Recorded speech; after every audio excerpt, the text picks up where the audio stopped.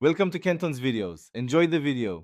You start by powering down both devices and unplugging them to avoid short circuits and bent pins. Once done, locate the 15-pin VGA port on the computer and the monitor.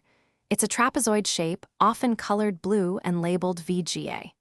Make sure you have the VGA cable and any adapter, DVI to VGA or Mini VGA, close at hand.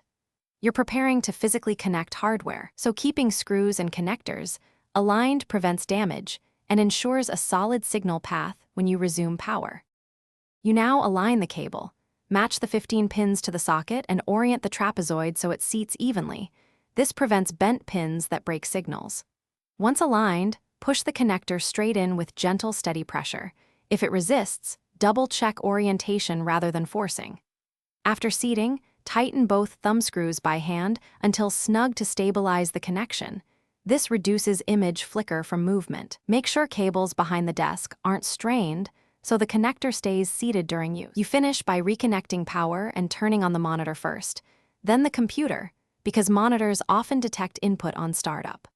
Once booted, set the monitor's input to VGA and confirm the resolution and refresh rate in your display settings so the image is clear and not stretched. If you see no image or a distorted picture, power down and recheck pins and screw tightness. Try a different cable or adapter to isolate a bad cable or port. This fixes most issues quickly. Thanks for watching. Consider subscribing if we helped you.